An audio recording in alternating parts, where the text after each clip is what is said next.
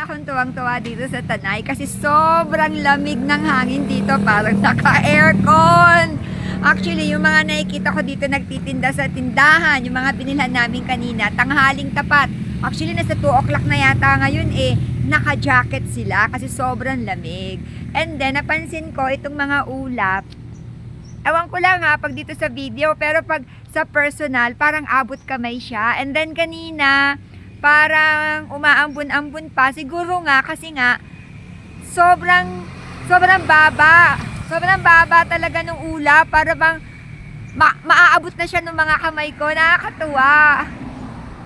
Ayan siya ngayon, no?